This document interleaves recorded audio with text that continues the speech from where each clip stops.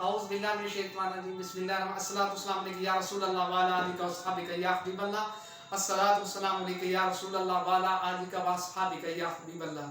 جی آج کا جو موضوع ہے جملہ فعلیہ کو جملہ اسمیہ کے سانچے میں ڈالنا۔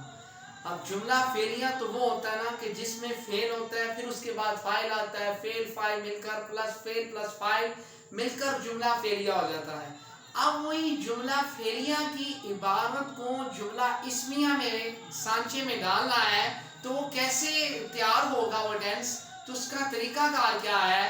تو پہلی تو بات یہ دیکھ لیں کہ جو فعل والا ہے جو جملہ فعلیہ ہے وہ زمانہ ہوتا ہے، کیونکہ جو فعل ہوگا وہ تو ماضی کا صیغہ ہوگا یا فعل مضارع کا ہوگا یا امر کا ہوگا، وہ زمانے کے ساتھ تعلق ہوگا، اور جو زمانہ ہوگا وہ محدود ہے کیونکہ آج ہے کل نہیں، ماضی کا زمانہ ہے وہ گزر گیا ہے، اور اس کے بعد امر ہے اور عمر کسی زمانے میں ماضی میں حکم دیا گیا ہے، اور فعل مضارع کے اندر یا آج یا موجودہ زمانہ حال یا مستقبل۔ تو لیکن جو فعل مضارع ہوتا ہے اس میں دوام ہوتا ہے۔ اب دوام تو ہوتا ہے، اب اس کو کیسے بنایا جائے؟ پہلی تو عبارت دیکھیے قرآن مجید کے اندر خلق اللہ انسان، حالانکہ فعل ماضی کا صیغہ، اس کے بعد اسم جلالت۔ اب یہ میں نے بتایا تھا کہ فعل کے بعد فاعل آتا ہے اور فاعل مرفوع ہوتا ہے، فعل کے بعد فاعل آتا ہے، فاعل مرفوع ہوتا ہے۔ حالانکہ فعل ہو گیا، اسم جلالت حالت رفع میں ہے کیونکہ حالانکہ کا فاعل ہے اور فاعل مرفوع ہوتا ہے۔ اب فاعل کے بعد ہمیں چاہیے تھا مفعول، اور مفعول جو ہوتا ہے وہ حالت منصوبہ، 12 منصوبات میں سے مفعول ہے۔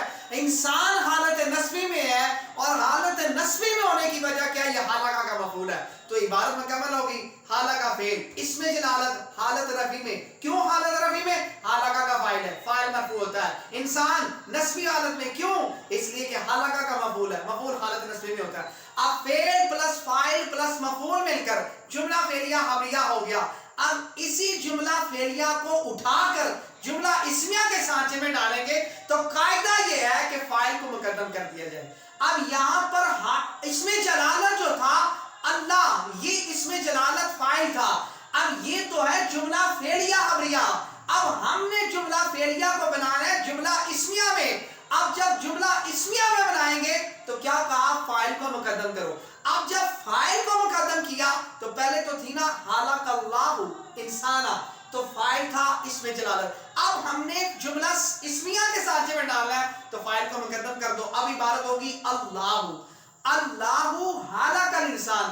اب فاعل کو مقدم کیا، اب یہ جملہ فعلیہ نہیں رہا، اب یہ جملہ اسمیہ رہا۔ اب اس کی ترکیب اس طرح چلے گی، اسم جلالت حالت رفع میں یہ بن جائے گا مبتدا، خلق فعل، اور قاعدہ یہ ہے کہ پہلا اور چوتھا صیغہ فاعل کچا ہوتا ہے، تو اب یہاں پر فاعل جو ہے محذوف حالانکہ کے اندر ہوا ضمیر مستتر اس کا فاعل ہو جائے گا اور انسان اس کا مفعول، اور اسم جلالت مبتدا، فعل اسم جلالت مبتدا، حالانکہ فعل، ہوا ضمیر فاعل، انسان اس کا مفعول۔ اب جملہ فعلیہ خبریہ ہو کر حالانکہ اسم جلالت کے لیے خبر، مبتدا اور خبر مل کے جملہ اسمیہ خبریہ ہو جائے گا۔ تو یہ آپ کو بتانا تھا کہ اس میں جملہ فعلیہ کو جملہ اسمیہ کے سانچے میں ڈالنے کا طریقہ کیا ہے۔ صرف 2 مثالیں اور اس کے بعد اجازت۔ اب دوسری مثال یضرب زید، یضرب زید حامدا۔ اب یضرب فعل مضارع کا صیغہ فعل، یضرب فعل ہو گیا، زید یہ حالت رفع میں کیوں ہے؟ کیونکہ یضرب کا فاعل ہے اور فاعل مرفوع ہوتا ہے، زید زیدن کو اس کے اوپر مرفوع کیوں ہے؟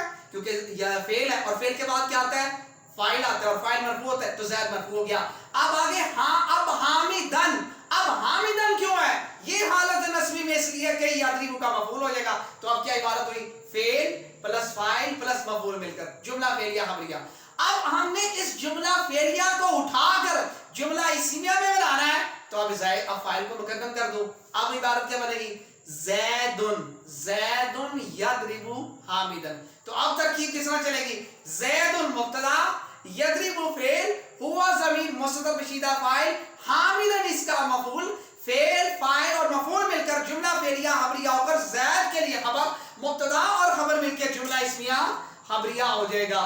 تو یہ طریقہ ہے کہ جملہ فعلیہ کو جملہ اسمیہ کے سانچے میں ڈالنے کا یہ قاعدہ کلیہ تھا۔ آخری مثال اس کے بعد اجازت۔ اب وہ دیکھیں جس طرح کہ شارب الولد الماء، شاربہ فعل الولد حالت رفع میں شاربہ کا فاعل اور ما اس کا مفعول، فعل فاعل مفعول مل کر جملہ فعلیہ خبریہ. اب اس کو جملہ اسمیہ پہ بنانا ہے تو فاعل کو اٹھائیں، پہلے لے آئے الولد شاربہ ماؤ، الولد مبتدا شاربہ فعل ہوا ضمیر فاعل ما اس کا مفعول، فعل فاعل مفعول مل کر جملہ فعلیہ ہو کر الولد کے لیے خبر مبتدا خبر مل کے جملہ اسمیہ خبریہ ہوا. مثالیں آپ کو بتا دی ہیں. بس سادہ جو کلیہ قاعدہ فلسفہ لیکچر کا خلاصہ یہی ہے کہ جملہ فعلیہ کو جملہ اسمیہ کے سانچے میں ڈالنے کا طریقہ یہی ہے کہ فعل کے اندر تو پہلے فعل ہوتا ہے، جملہ فعلیہ کے اندر پہلے فعل پھر فاعل مفعول جملہ فعلیہ خبریہ. اب اس جملہ فعلیہ کو آپ نے جملہ اسمیہ کے سانچے میں ڈالنا ہے تو فاعل کو مقدم کر دیں اور فاعل کو مقدم کریں گے تو وہ جملہ اسمیہ میں بن جائے گا. اور جملہ اسمیہ کے اندر دوام ہوتا ہے کیونکہ اس کے اندر ہمیشگی والا معنی ہوتا ہے، وہ دوام پر دلالت کرتا ہے اسم. اور اللہ تعالیٰ حضور کے نعرے پاک حسن کو اس کو اپنی بارگاہ میں قبول و منظور فرمائے. یہ صرف کس لیے کاوش کی جا رہی ہے تاکہ قرآن و حدیث کا فہم ہم سمجھ سکیں، کیونکہ اس کے بغیر آپ قرآن حدیث کی باریکیوں کو نہیں سمجھ سکتے. اللہ تبارک و تعالیٰ حضور کے نعرے پاک حسن کا یہ میرے لیے پڑھنا اور آپ کا سننا، آپ کا شیئر کرنا تو شان نجات بنائے. وما علینا البلاغ. صلی اللہ علیہ وسلم.